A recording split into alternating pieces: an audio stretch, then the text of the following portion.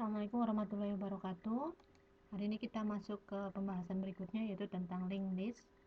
Linked list ini bisa juga disebut dengan struktur berkait atau senarai berantai, ya. Linked list atau struktur berkait atau senarai berantai ini adalah elemen yang berurutan yang dihubungkan dengan pointer, ya. Dia adalah struktur data dinamis. Di sini berarti yang dimaksud dengan dinamis adalah memori yang dicadangkan untuk linked list bisa ditingkatkan atau dikurangi saat runtime atau saat program berjalan, ya. Tidak ada memori yang dialokasikan untuk struktur data linked list sebelumnya. Setiap kali nanti ada item baru diperlukan untuk ditambahkan ke link, maka memori untuk node baru dibuat pada saat berjalan, ya. Jadi linked list adalah elemen yang berurutan yang dihubungkan dengan pointer. Elemen terakhir menunjukkan ke null, ya. Seperti ini contohnya, atau ini untuk linked list non-circular, ya. Kemudian elemen pada single linked list bisa bertambah atau berkurang tadi, ya, dinamis. Selama program dijalankan atau selama runtime bisa bertambah atau bisa juga dikurangi, ya. Kemudian bisa juga dibuat selama diperlukan. Jadi hingga memorinya nanti habis misalnya. Kemudian linked list tidak membuang ruang memori, ya, tetapi membutuhkan beberapa memori ekstra untuk pointer. Nah, kurang lebih linked list itu seperti ini. Balik lagi sebentar, ya. Jadi di sini ada elemennya. Di sini itu berisi value-nya. Kemudian yang sebelahnya itu biasanya berisi alamat untuk next-nya. Jadi setelah kita mengakses startnya di sini A, value-nya berupa A, berikutnya kita akan mengakses kemana ditunjukkan oleh pointer di sini. Misalkan 50, maka kita akan pergi ke alamat memori 50. Misalnya di sini alamat 50 itu isinya adalah value-nya berisi B, maka dari A nanti datanya ke yang berlanjut ke B. Misalnya di sini di alamat 50 value-nya ternyata isinya C, maka data yang berurutnya adalah A, C. Nah, tadi elemen terakhir di dalam sebuah linked list biasanya tidak menunjukkan kemana-mana atau disebut juga dengan null, ya. Ini untuk linked list non-circular. Kemudian, nah ini lagi Ibu jabarkan lagi. Jadi di bagian depan linked list itu berisi medan informasi atau value atau nilai. Kemudian yang di belakang ini adalah medan penyambung atau biasa disebut dengan link field ataupun pointer. Medan informasi seperti namanya ini berisi informasi yang akan disimpan atau yang diolah. Value-nya, ya. Di sini bisa menyimpan misalkan ABC, bisa juga menyimpan angka, ya, integer, float ataupun data yang lain.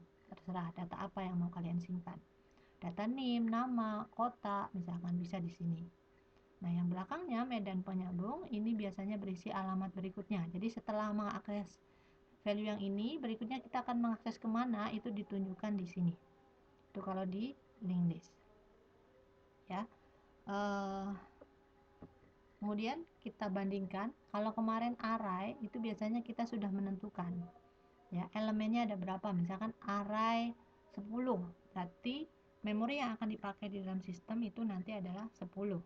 Meskipun misalnya data yang kita pakai nanti pertama misalkan tidak panjang 10, ya, misalkan 5 atau sebagainya.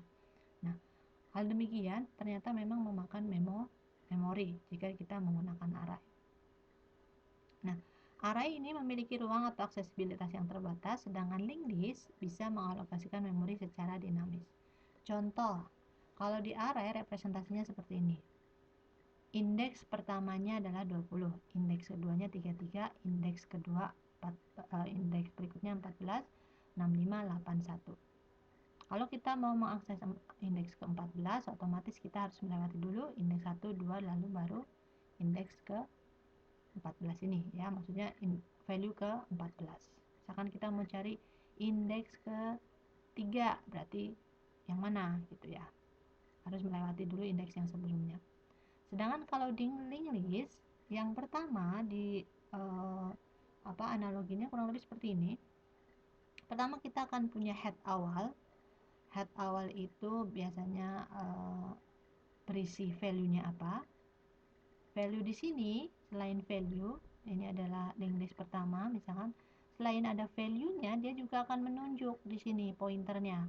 Pointer berikutnya akan kemana? Misalnya ke alamat misalkan 2, berarti di sini 2 itu isinya berapa? 33. Dari alamat 2 ini kita kemana? Alamat 3. Nah, langsung lanjut ke sini. Alamat 3 itu isinya 14, lalu lanjut lagi kemana? Ternyata nggak ke alamat keempat, tapi ke alamat 5 misalkan, bisa langsung ke sini. Baru dari alamat 5 balik lagi ke 4 misalkan, dan berakhir di 4. Tadi last node ini bisa juga disebut dengan tail, ya, ekornya. Jadi head, tail, ada kepala, ada ekor. Udah paham ya bedanya ya? Kalau array dia diakses secara berurutan, aksesnya terbatas ya. Kemudian kalau linked list dia bisa random. Nah, dari sini kita bisa langsung ke alamat yang mana gitu ya. Tidak harus secara berurutan. Oke. Ini adalah gambaran array dan linked list. Kemudian secara teorinya array itu berarti tadi statis ya. Karena tadi elemennya biasanya sudah ditentukan. Elemen array 10 atau array dimensi 2, misalkan array 2 kali 2 5, berarti array berdimensi atau berordo 2 kali 5. Atau array dimensi 3, misalkan array 2 3 2, berarti elemennya semuanya sudah ditentukan. Itu disebut dengan statis. Kemudian untuk pencarian memang lebih cepat karena random access. Untuk memorinya digunakan per elemennya sedikit ya, per elemen, tapi kalau secara keseluruhan lebih besar. Kemudian penambahan dan penghapusan data di array terbatas karena akan dibatasi oleh elemen tadi, dan penghapusan array juga biasanya tidak mungkin terjadi, dan penggunaan memorinya tidak efisien. Kenapa tidak efisien nanti jelaskan. Sementara kalau linked list tadi dinamis ya, jadi misalkan tadinya isinya deretnya itu hanya 4, terus kita mau rubah jadi 6, 7 dan sebagainya, itu bisa. Kemudian sequential access, jadi pencariannya akan lebih lambat. Kemudian more memory needed, butuh memori diperlukan per node-nya. Tapi misalkan tidak akan di dalam linked list ini tidak akan ada istilahnya memori nganggur atau memori sia-sia. Nah, untuk insertion deletion itu lebih cepat ya, tidak terbatas, dan penghapusannya mudah, juga penggunaan memorinya efisien. Contoh bagaimana cara kerja dari array. Misalkan kita punya array dengan elemennya 10, 1, 2, 3, 4, 5, 6, 7, 8, 9, 10. Kita punya array, kita minjam memorinya atau memakai memori sebanyak 10 lah, anggaplah seperti itu. Tapi ternyata data kita cuma ada 6. Lalu yang 4 ini kosong gimana? Data yang kosong ini sia-sia istilahnya, karena memorinya sudah kita pakai karena arraynya ini 10, tapi tidak diisi dengan data ya. Makanya tadi disebut tidak efisien. Contoh, kita mau menambahkan value n ke dalam posisi 2. Posisi 2 sementara sekarang ada di value 2 ya, tapi kita mau nambahin value n ke sini. Bagaimana caranya kalau di array? Maka satu persatu kita geser dulu, dari yang paling belakang kita geser, kemudian depannya lagi geser lagi, depannya lagi geser lagi, sampai dengan di posisi 2. Kalau posisi 2 sudah bergeser, baru dimasukkan value yang akan dimasukkan atau value barunya, yaitu value n. Contohnya seperti ini. Ini kalau array. Jadi agak lambat atau susah untuk menambahkan baru ya, item baru. Sementara kalau di linked list kita lihat contoh, kita punya linked listnya value 1, value 2, value 3, value 4. Ada value 4. Di sini tidak ada memori yang sia-sia karena kita akan memakai memori sesuai dengan kebutuhan kita di dalam linked list. Nah, bagaimana caranya misalkan kalau di linked list kita mau menambahkan value n di posisi yang kedua? Caranya adalah kita tuliskan dulu value yang barunya, kemudian langsung aja dari tadi yang F1 ini pointernya tadinya menuju langsung ke F2, kita bisa Tadi ya, kita sedang di linked list, kita mau menambahkan value n ke posisi 2. Caranya tinggal kita rubah pointernya. Jadi penunjuknya tadi yang di sini kan tadi ada petunjuknya di sini. Oh, tadi penunjuknya di sini alamatnya ke V2, value kedua. Kita tinggal ganti aja pointernya dirubah ke value n. Ya, value n misalkan ini terletak di mana? Misalkan terletak di di alamat 99 nggak apa-apa gitu ya. Ke 99 dulu, baru dari Fn ini balik lagi ke F2. Pointernya disesuaikan dengan yang F2. Nah, terbayang ya, di linked list lebih mudah ketika akan menambahkan value baru ya. Kemudian tadi juga lebih efisien dalam penggunaan memorinya. Nah, untuk tipe linked list sendiri itu ada beberapa macam ya. Ada single linked list, double linked list, ada circular list. Kemudian circular linked list ini sendiri dibedakan menjadi beberapa macam, yaitu ada circular linked list dan circular double linked list ya. Kemudian juga nanti ada multiple linked list. Nanti kita akan bahas sedikit-sedikit ya dari linked list yang ada. Kemudian yang pertama kita akan bahas hari ini, kita bahas tentang single linked list. Single linked list ini adalah suatu linked list yang hanya memiliki satu variabel pointer saja, di mana pointer tersebut menunjuk ke node selanjutnya dan pointer pada tail menunjuk ke nol. Jadi di ekornya pasti nol. Tadi kalau circular beda. Kalau circular nanti dia akan memutar ya kembali ke yang lainnya. Tapi kalau single linked list pasti detailnya nol atau di ekornya nol, alias tidak menunjuk kemana-mana, berhenti gitu ya. Nah, single linked list ini terdiri dari sejumlah elemen atau node, di mana setiap node memiliki penunjuk berikutnya ke elemen node berikutnya. Penunjuk node terakhir adalah null, menunjukkan akhir dari single linked list. Null memiliki nilai khusus yang artinya tidak menunjuk kemana-mana ya, tadi seperti yang Ibu bilang. Nah, contohnya seperti ini. Kita punya di sini ada headnya, kepalanya, yaitu biasanya value pertamanya. Kemudian di sini isinya value-nya, di sini next ini adalah isi pointernya. Kemudian yang belakang ini adalah tail-nya atau ekornya. Biasanya di sini null ya, ada silang atau biasa juga dengan dianggap null atau tidak menunjuk kemana-mana. Ini contoh single linked list. Nah, penyajian linked list dalam memori seperti apa? Contoh seperti ini. Ibu punya value-nya C, A, D, B, F, E. Value ini sudah punya alamat masing-masing. C ada di 5, A ada di 6, D 10, B 1, F 0, E 8, dan seterusnya. Kemudian ditunjukkan di senarainya atau di linked listnya, awalnya itu bermula dari ini, value A atau 6. Maaf. Ini sambungannya ya, bukan posisi ininya. Nih, posisinya ada di misalnya di sini posisi 2. Jadi Ibu punya nilai C di posisi 1, A 2, kemudian 5 ada berisi D, 6 berisi B, 8 berisi F, 10 berisi E, dan seterusnya. Sementara di senarai yang kita akan buat ini, dia punya pointernya, ketika kita mengakses C, pointernya ke 5, A ke 6, D ke 10, dan seterusnya.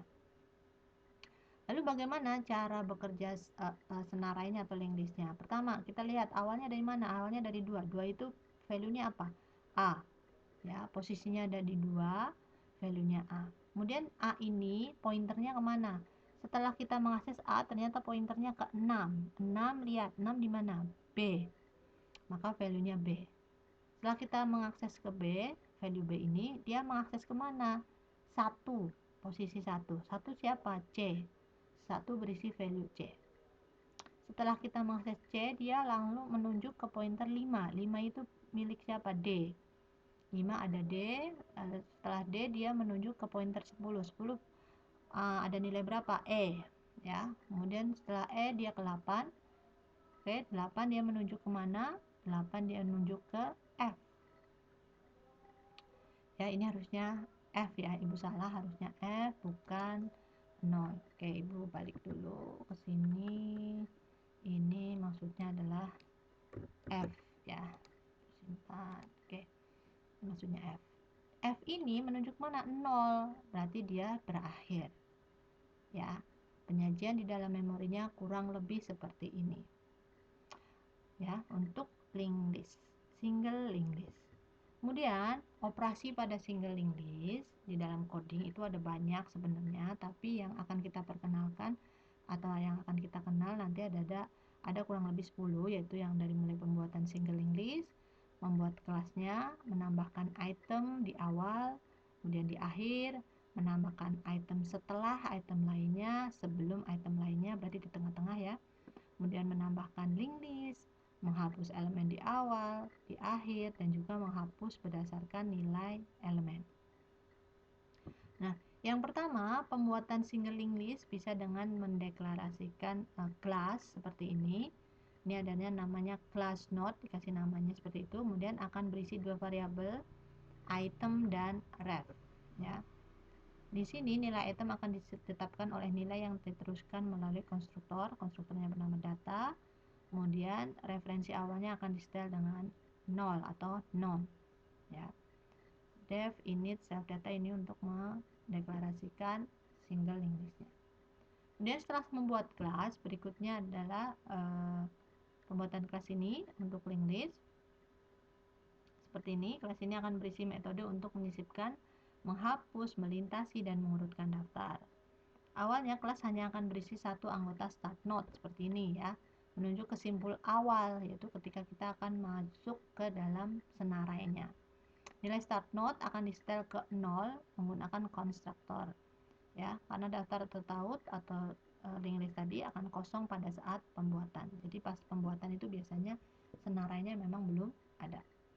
Ya, kemudian yang berikutnya kita akan menambahkan item pada single linked list awal. Nah, contoh seperti ini tahapannya ya. Jadi ini adalah skemanya. Yang pertama adalah menciptakan simpul baru yang akan disisipkan. Ini contoh, ini kan belum ada ya. Ini kalau misalkan linked listnya belum ada, maka kita buat simpul yang baru. Misalkan A gitu ya. Kemudian simpul baru ini otomatis akan menjadi L. L ini maksudnya adalah awalnya ya, atau simpul baru. Nah, ini yang baru L, maka otomatis dia akan berubah statusnya menjadi L atau simpul yang paling awal. Tapi jika menambahkan item pada single linked list yang sudah ada, sebelumnya, atau kita menyusupkan linked list atau simpul baru ke dalam single linked list yang sudah ada, caranya adalah misalkan kita punya simpul barunya adalah B. Simpul baru B ini akan kita masukkan ke A. Maka tadinya A ini adalah L-nya atau si baru tadi, karena baru dibuat, tapi mau dimasukkan yang B ini, maka otomatis B-nya berubah menjadi L atau dianggap simpul baru di depannya. Nah, lebih seperti ini. Ya. Kemudian yang berikutnya adalah mendeklarasikan penambahan pada single linked list di awal atau insert first list ya. Pada penambahan di awal, di sini kurang lebih seperti ini. Ya, pada script di atas kita membuat metode insert at start. Kemudian metode tersebut menerima satu parameter yang pada dasarnya adalah nilai item yang ingin kita masukkan ya. Di dalam metode ini kita cukup membuat objek dari kelas node tadi ya, dan menetapkan referensinya ke start node. Jadi ada new node, referensinya di sini adalah self start node-nya, karena start node tadi menyimpan simpul yang pertama. Kemudian yang setelah penyisipan simpul baru di awal akan menjadi simpul kedua. Jadi kalau tadi ada penyisipan yang baru, simpul yang tadi awal akan menjadi simpul kedua yang baru dimasukkan di depan. Oleh karena itu, kita menambahkan referensi start node ke variabel reference ya dari node baru. New node-nya sudah menjadi node pertama, kita menetapkan nilai variabelnya adalah start node ke new node yang ini. Ya. Terus kemudian bagaimana caranya misalkan kita mau menambahkan linked list pada kita akan menambahkan item single linked list di akhir atau dari belakang ya. Caranya adalah skemanya kurang lebih seperti ini. Pertama, kita ciptakan dulu simpul yang baru. Ya, contoh misalkan kita sudah punya link list, sudah ada link listnya seperti ini, ada value C, B, A, C sebagai poin awalnya atau titik awalnya. Kemudian kita buat simpul baru yaitu misalkan D. Nah, setelah membuat simpul baru, kita buat satu pointer yang bisa digerakkan. Misalnya kita kasih nama, misalnya di sini pointer bantu ya. Pointer bantu ini menunjuk simpul pertama dari linked list ya. Kemudian hal ini pointer ini tidak boleh digerakkan dari simpul yang depan. Jadi pointer bantu ini akan kita pindahkan ke list yang paling akhir. Dari sini terus kita pindahkan lagi karena belum akhir, ini sampai sini. Setelah sampai di akhir pointernya, kemudian sambungkan simpul yang barunya dengan simpul yang terakhir tadi atau simpul bantu tadi. Nah, otomatis ketika sudah disambungkan, maka dia akan masuk ke dalam senarai terkaitnya atau ke dalam link listnya. Kemudian deklarasi penambahan itemnya pada single link list di akhir kurang lebih seperti ini, yaitu dalam script di samping seperti ini membuat fungsi insert at end, artinya menyisipkan elemen di akhir link list ya. Kemudian diperiksa dulu apakah link listnya kosong atau tidak. Jika kosong maka balik lagi ya, dimulai dari awal. Jika tidak, jika listnya sudah berisi, maka inisialisasi variabelnya dengan simpul awal, yaitu seperti ini, while and ref is not known atau tidak kosong alias arraynya link listnya berisi, maka masukkan ke dalam new node-nya.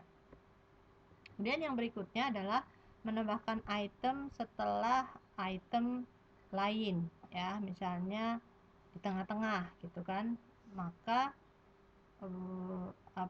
skemanya kurang lebih seperti ini. Yang pertama, ciptakan dulu simpul barunya. Contoh kita tadi sudah sampai di sini ya, senarai kita atau link list kita sudah sampai D, kita mau masukkan simpul E di sembarang tempat misalnya, maka buat dulu simpul barunya. Kemudian sama seperti tadi, buat pointer bantu. Kemudian pointer bantu ini tidak boleh digerakkan dari simpul depan ya, atau dari C sini. Kenapa? Karena kalau digerakkan dari sini, maka pointer simpul yang ditinggalkan oleh C ini misalkan nanti dia tidak akan dibaca. Contohnya tadi misalkan dari sini, maka B dan A nya tidak akan terbaca. Gerakan pointer baru hingga satu simpul sebelum simpul yang berisi informasi A, contohnya di sini. Nah, kemudian sambung simpul baru dengan simpul berikutnya. Nah, sini misalkan bantu, kemudian baru ya. Jadi misalkan dia ditentukan ini akan disisipkan di sampingnya A misalnya, maka dia gerakan pointernya ke A, kemudian setelah itu sambungkan simpul barunya dengan simpul setelah pointer tadi. Tadi kan mau disisipkan di sini, berarti sambunginnya bukan ke A, tapi sambungin ke simpul yang setelahnya, yaitu berarti setelahnya A adalah simpul D. Sambungkan ke sini. Kemudian sambung simpul baru dengan sambung simpul berikutnya, yaitu yang D tadi. Baru sambungkan simpul baru, simpul bantunya dengan simpul baru seperti ini. Maka otomatis dia bisa menyisip di sini E, kemudian bantu, lalu bisa pindah. Ya, ini adalah menyisipkan simpul setelah simpul tertentu. Nah, fungsinya bisa menggunakan insert after item ya. Contoh di sini, while n is not known, maksudnya adalah ketika link listnya sudah berisi atau sudah ada, maka lanjutkan loopingnya ya. Menggunakan while loop, perulangan while dijalankan hingga n menjadi non. Ketika n-nya non atau sudah tidak ada pointer berikutnya, maka loopingnya selesai. Ya, jadi dengan cara menambahkan fungsi insert after item ke kelas dalam linked list. Kemudian yang berikutnya adalah menambahkan item sebelum item lainnya, ya. Contoh seperti ini, hampir sama sebenarnya, yaitu menciptakan simpul baru, kemudian gerakan poin terbantu hingga simpul yang berisi informasi yang akan disisipkan, ya, misalnya di A gitu kan. Kemudian habis ini langsung disisipkan ke A-nya, ya. Sambung simpul baru dengan simpul setelah simpul yang ditunjukkan dan langsung dimasukkan ke dalam sini. Cara menambahkan item sebelum item lainnya. Dalam skripsi di sini yang berikutnya adalah menambahkan linked list. Ya, untuk menambahkan linked list bisa menggunakan fungsi make_new list, ya. Meminta pengguna untuk jumlah item dalam daftar, kemudian menggunakan for loop perulangan. Pengguna diminta untuk memasukkan nilai untuk setiap node dan kemudian dimasukkan ke dalam daftar tertaut atau linked listnya, ya, menggunakan fungsi insert at end atau di akhir. Kemudian yang berikutnya, operasi menghapus elemen di awal. Kita bisa misalnya untuk menghapus elemen awal adalah yang pertama buat suatu pointer, misalnya pointer hapus, ya, kita buat pointer hapus ini. Simpul pertama ditunjuk oleh pointer hapus, kemudian pointer L-nya digerakkan satu simpul berikutnya. Jadi pindah dulu, L-nya dipindahkan dulu ke depan. Kemudian ini yang depannya, yang awal itu ditunjuk oleh pointer hapus. Lalu putuskan simpul pertama dari L. Jadi ini diputuskan, C-nya dihapus, maka otomatis seperti ini. Kurang lebih skemanya begini. Kemudian bisa menggunakan operasi def delete at start, ya. Ini untuk menghapus elemen atau item dari awal daftar linked list, ya. Kemudian yang berikutnya adalah menghapus elemen di akhir. Bagaimana caranya? Ya, caranya agak lumayan panjang untuk menghapus simpul di akhir. Pertama, letakkan pointer bantu pada simpul pertama, contohnya di sini. Kemudian gerakan pointer bantu hingga pada suatu simpul sebelum simpul terakhir. Jadi misalkan simpul terakhirnya D, berarti kita gerakan sampai satu simpul sebelum simpul terakhir. Misalkan di A, ya. A sini tunjuk dengan pointer bantu. Kemudian pointer terakhirnya ditunjuk dengan pointer hapus, lalu putuskan, maka otomatis pointernya linked listnya simpul terakhirnya akan terhapus. Nah, menghapus elemen akhir bisa menggunakan operasi delete at end, ya, artinya menghapus elemen terakhir. Kemudian yang berikutnya adalah menghapus berdasarkan elemen. Untuk menghapus berdasarkan elemen, misalkan menghapus di tengah, kurang lebih seperti ini, ya. Untuk menghapus di tengah, letakkan pointer bantu pada simpul pertama sini. Kemudian gerakan pointer bantu hingga satu simpul sebelum simpul yang akan dihapus. Misalkan yang akan dihapus adalah A, berarti kita gerakan sampai satu simpul sebelum A. Misalkan di sini, ya. Kemudian setelah itu pointer bantu menunjuk simpul setelah simpul yang ditunjuk oleh hapus. Seperti ini. Jadi setelah sebelumnya baru setelahnya. Dan kemudian ini diputus simpulnya. Maka otomatis akan menghapus simpul yang ada di tengah. Kemudian menghapus berdasarkan elemen bisa menggunakan operasi delete underscore element underscore by value. Jadi disebutkan value mana yang akan dihapus, ya. Kurang lebih seperti itu untuk operasi dalam single linked list. Sebenarnya penggunaan operasi ini nanti kalian bisa mencari referensi lainnya. Ibu sampaikan juga, misalkan ada di sini, ya, ada di sini juga. Kemudian contoh Ibu buka dulu untuk ini, ya. Kalau di Dismissoft ini ada contoh programnya dari program sederhana untuk linked listnya. Kalian juga bisa melakukan demo di sini, ya. Tampilannya kurang lebih seperti ini ketika demo. Nanti akan Oke, tadi Ibu masuk ke teachmesoft.com. Kita akan coba melihat running program dari contoh program linked list ya. Di sini ada insert, delete, tampil, dan clear. Contoh demonya seperti ini ya. Kita run. Ketika di run, misalkan akan muncul seperti ini tampilannya. Misalkan kita mau insert, pilih satu, masukkan datanya, misalkan data pertamanya 5, kemudian ini ada konfirmasi data masuk, kita masukkan lagi pilihan satu, data pertamanya 6, misalkan data masuk seperti ini, kemudian kita input lagi misalkan 9.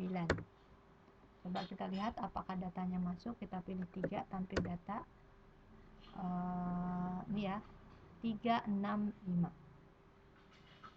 Kemudian misalkan kita pilih 2, masukkan pilihnya misalkan tuh terhapus ya, 2, 6, 5 nya terhapus. Kurang lebih program sederhananya seperti itu. Kita exit.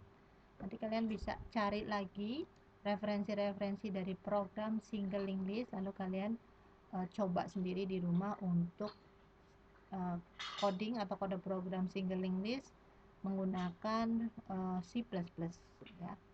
Silahkan dicari untuk referensi lainnya. Untuk dari Ibu kurang lebih seperti itu. Assalamualaikum warahmatullahi wabarakatuh.